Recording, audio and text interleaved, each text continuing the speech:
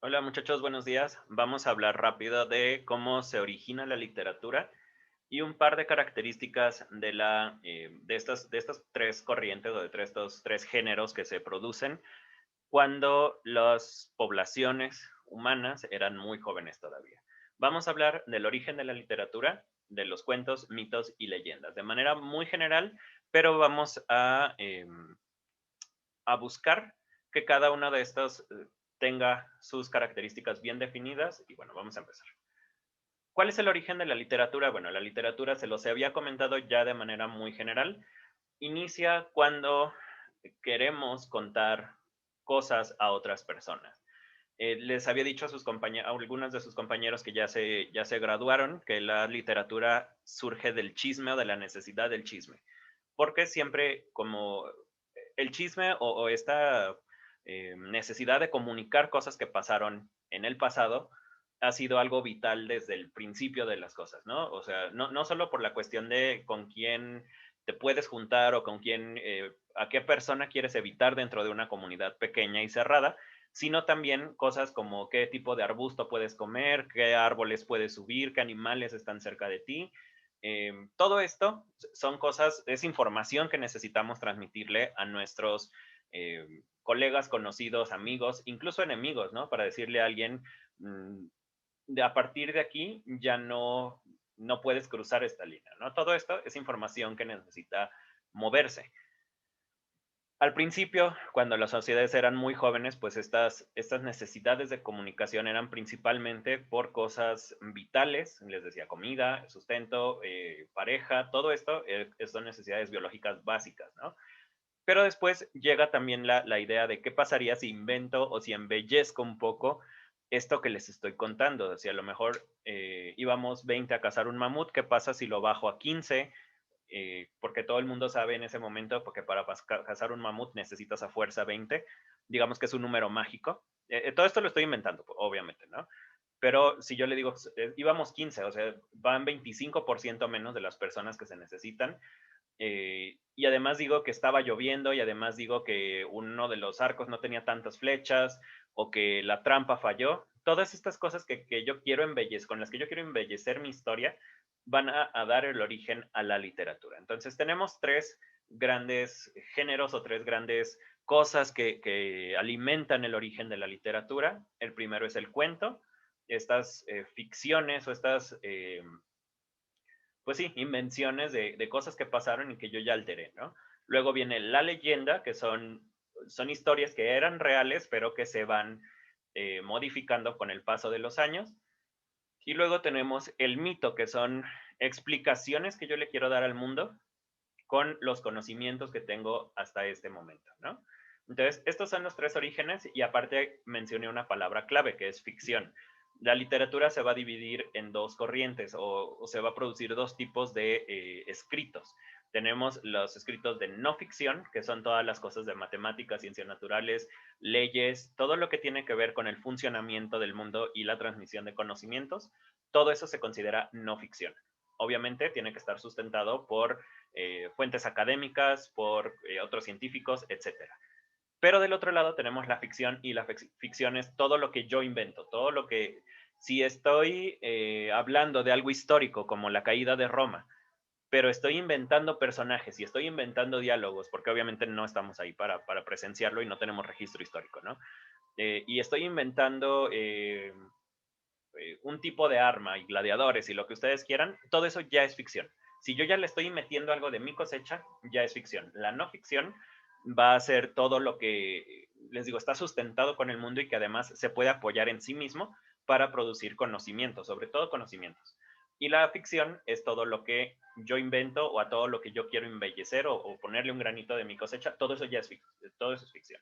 Entonces, estos tres se consideran ficción, y bueno, vamos a empezar rápido con el cuento. Les decía, esto del mamut y esto va a ser un cuento. Son cosas que yo ya inventé y que agregué. Además, el cuento tiene varias subdivisiones. Obviamente, cada una tiene sus características particulares, pero vamos a tener la fábula como una vertiente del cuento. Vamos a tener no sé, incluso las leyendas pueden ser como parte del cuento, depende de cómo nos lo estén contando. El cuento en nuestros días va a ser palabras o va a estar limitado a 2000, 3000 palabras, es poco realmente, pero todavía antes de Edgar Allan Poe los cuentos podían ser largos, de 8000, 9000 palabras. Incluso algunos concursos literarios ahora nos están pidiendo cuentos de 9000 palabras. Por ejemplo, hay uno que se llama el concurso Gandalf, de, que está en España y es de la sociedad Tolkien-Dili. Ese nos pide 9000 palabras sobre algún hecho de la Tierra Media, ¿no? Del Señor de los Anillos. Pero, bueno, ese es uno. Pero el cuento, les digo, el cuento contemporáneo, el que se produce en nuestros días, tiende a ser mucho más breve. Incluso tenemos la minificción como parte del cuento, que son cuentos de no más de 500 palabras. Pero bueno, el cuento es esto. Una de las características que definen al cuento es un personaje y un hecho. Casi siempre es eso. Obviamente hay cuentos que desafían o que extienden estos límites, pero vamos a tener un personaje central, por ejemplo, el loco de Edgar Allan Poe, y luego el hecho central es que mata a un viejo y lo destaza. Entonces, eso es como todo lo que va a involucrar, todo lo que pasa alrededor de esta pequeña situación. Casi siempre se ha dicho que el cuento es el momento en que un personaje altera para siempre su vida. Entonces, no vamos a contar un cuento de un día cualquiera, o bueno, en la definición, digamos, de libro de texto, no vamos a hacer esto. Un cuento siempre tiene que ser un momento extraordinario. Obviamente hay autores que han desafiado esto, por eso lo dudé un poco. Tenemos el caso de Dublineses, de James Joyce, en el que justamente cuenta puros días normales. Uno de los que más recuerdo es de una muchacha que se va a casar y tiene que dejar la casa de sus papás, pero sus papás son como, bueno, creo sobre todo su papá. Es un personaje como muy estricto y que siempre está juzgándola, como que es muy intransigente, muy necio incluso. Se ve como que es un señor bastante desagradable. Y todo el cuento ella está pensando en que se va a ir y se va a ir y su amado le manda una carta que dice que se tiene que escapar con ella en barco y que entonces van a hacer una nueva vida y ella empieza a pensar en todas las cosas que va a hacer y al final cuando va bajando las escaleras con su maleta, de repente lo duda y ya no se va y lo deja que él se vaya solo, ¿no? Entonces es un día normal, pero también está cumpliendo esta condición del momento en que cambia la vida, o en este caso en el momento en que ella decide que va a aferrarse a su vida, pues sin chiste o fea o triste o lo que ustedes quieran, ¿no? Entonces el cuento tiene esa característica, casi siempre va a ser un solo personaje, un solo evento, y ese evento es algo que cambia la vida del personaje. Vamos a con el mito, que es algo que supongo que a muchos les interesa. El mito viene bueno, son obviamente cambios del tiempo, cambios de las perspectivas y de todo, pero originalmente los mitos no eran mitos, eran como religiones o eran las creencias de la gente de cada sección, ¿no? Ahora los estudiamos ya mucho más lejos cuando vemos que todos estos dioses y todas estas profecías que se construyeron al principio del tiempo, pues que son eso, son construcciones, ¿no? Entonces, la palabra griega mitos quiere decir palabra. Contemporáneamente se ha entendido mito como mentira, el mitómano, por ejemplo, el contador de mentiras o el fanático de las palabras. De alguna manera se ha confundido un poco con esta nueva definición o con esta nueva eh, característica psicológica que se ha descubierto, ¿no? Pero los mitos originalmente o las religiones antiguas lo que intentaban era explicar el mundo a través de los ojos de estas personas. Es decir, si tengo una sociedad salvaje y medio guerrera, como los vikingos eran en su momento, pues los dioses van a ser personajes más cercanos a lo humano. Igual los dioses griegos son dioses celosos, lujuriosos, gordos, lo que ustedes quieran, ¿no? Gordo como goloso, más bien. Entonces, estos dioses reflejan una parte de la cultura que los crea. Y es como evidente, ¿no? Si mi cultura aprecia la muerte, pues se va a crear un dios de la muerte, como en el caso de los aztecas con Mictlantecutli y Mictlantecíhuatl. Va a tener sacrificios porque para los aztecas o para los mexicas, mejor dicho, era importante esta sensación de regresarle a la tierra lo que nos está dando, y eso era como el fundamento de toda su religión, de todas sus creencias. Obviamente los sacrificios eran como muy grotescos, si lo vemos desde la óptica europea que nos impuso esta definición de la religión azteca o de la religión mexica, pero si nos adaptamos a la forma de pensar mexica, pues ya tiene más sentido. Tienes que sacrificar tu cuerpo porque la tierra te dio todo lo que necesitabas para vivir. Entonces es retribuirle a la tierra. Y todo lo que está alrededor, pues es la muerte y la sangre y todo esto, ¿no? Entonces las explicaciones científicas en su momento estaban muy limitadas y los mitos pues tenían que utilizar lo poquito que se sabía del mundo para darle sentido, porque no podíamos entender por qué llegaban las tormentas, y perdón, ya le moví, y por qué pasaban un montón de cosas. Entonces, el mito nos va a ayudar a explicar el mundo a partir de una idea, y casi siempre, casi todos los mitos evolucionaron, o todas estas explicaciones evolucionaron en familias de dioses o familias de virtudes y familias de pecados y familias de características o de cosas que yo busco en alguien ideal dentro de mi sociedad. Entonces, casi siempre la mitología va a reflejar también la personalidad general de la población. En el caso de los griegos, por ejemplo, se sabía que eran personas que adoraban las fiestas y entonces muchos de sus dioses son como muy fiesteros. En el caso de los nórdicos, vamos a tener, bueno, de hecho es algo que yo fui aprendiendo conforme estudiaba su mitología, aunque sí tienen esta parte guerrera, también son un pueblo que es, perdón, extraordinariamente sensible, tienen muchísimos poemas y además eh, que como tiene tantas carencias por el clima, también son como muy apegados a su familia. Eso es algo que a lo mejor no vemos en videojuegos u otras cosas porque no se explora, pero en la realidad pues sí eran más así, ¿no? Por último, vamos a hablar de la leyenda. La leyenda es una cosa que tiene una parte de realidad o tiene una parte de verdad.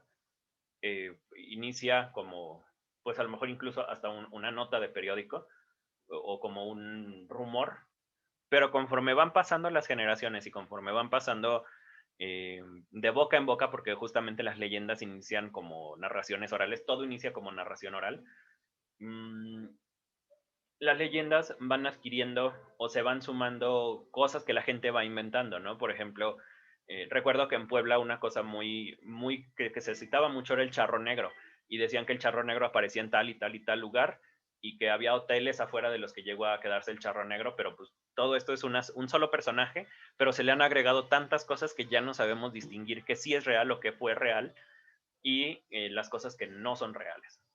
Quizás la idea de que se aparezca un ente espectral sea lo más cercano a la ficción, depende obviamente si creen o no, pero la idea es si hubo un personaje que era un charro negro y que sí lo mataron o que sí le hicieron algo horrible, porque la leyenda básica era un charro o un personaje que vestía de negro todo el tiempo, le gustaba mucho, y tenía una enamorada en alguna hacienda por ahí, pero, y de hecho se iban a casar y era como una pareja bonita, pero los enemigos, creo que eran amigos, no recuerdo, tiene muchos años que la escuché. Eh, un día lo asaltan a él, lo matan, porque estaban celosos porque la chava era muy bonita, lo matan y uno de ellos se la lleva y la viola, ¿no?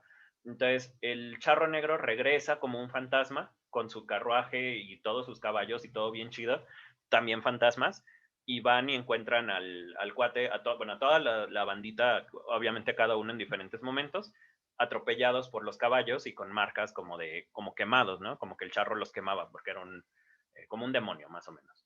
Entonces, esa es la leyenda básica hasta donde la recuerdo, y es eso, es un recuerdo nada más, no la busqué para este momento.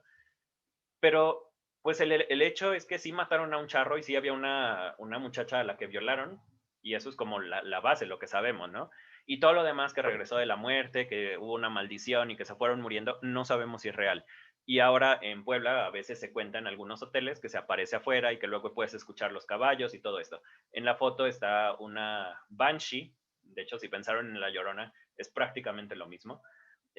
Una banshee es un espectro igual de una mujer que grita por las noches y se lleva las almas, o es como la manera muy básica, ¿no? Y la diferencia con la Llorona es que la Llorona sí tiene un origen histórico, ¿no? El origen de que hay muchas versiones también, porque las leyendas como tradición oral, pues se van alterando, se van transformando dependiendo de en qué pueblo se cuenta. Puede ser que una leyenda mexicana llegue a otro país y se transforme, o al revés, que una leyenda de otro país llegue a México y se transforme, ¿no?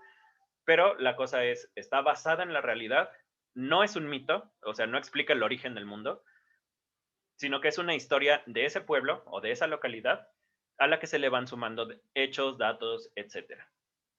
Y ya, esto es como la exploración básica de los tres primeros géneros de la literatura. Todo esto nace de la tradición oral, es decir, todo esto se contaba en fogatas, por eso puse también esta imagen. Ajá. Todo esto se contaba en fogatas, se contaba entre amigos, entre compas, de un vecino a otro, y obviamente se iban alterando. Entonces, también, perdón, en la parte de cuento, todos los cuentos de los hermanos Grimm iniciaron como tradición oral. Casi toda la Edad Media está plagada de cuentos orales, porque no todo el mundo sabía escribir, pero todo el mundo sabe hablar, o casi todo el mundo sabe hablar. Y entonces esos cuentos se van evolucionando, van transformándose, y sí es posible que tengamos una versión de la Caperucita alemana, y luego tenemos una Caperucita, perdón, francesa, otra española, otra sí, de Noruega, otra. Entonces cada pueblo va a tener su propia versión del cuento. No podemos decir que solo existe un cuento general o un cuento primigenio que haya originado todo, sino que cada pueblo va transformando estos cuentos, ¿no? Y obviamente los cuentos que más resaltan o que más se apegan a los valores de cada pueblo, pues van a ser los que se van a reproducir con mayor frecuencia. Entonces, esta es la introducción nada más. Vamos a leer varias cosas, vamos a leer varios cuentos, mitos y leyendas en este parcial. De hecho, el miércoles pues los espero ahí en la clase y así. Bueno, entonces, si tienen dudas, ya saben, pueden dejarlas en los comentarios o las explicamos en la clase. Cuídense mucho, muchachos. Esta es la introducción a la parte de literatura. Vamos a ver cosas más estructuralmente que en el semestre pasado de literatura, ¿no? Entonces, vamos a ver las cosas más a profundidad y voy a explicarles algunos términos importantes como narrador, etcétera, etcétera. Bueno, cuídense mucho, nos estamos viendo pronto.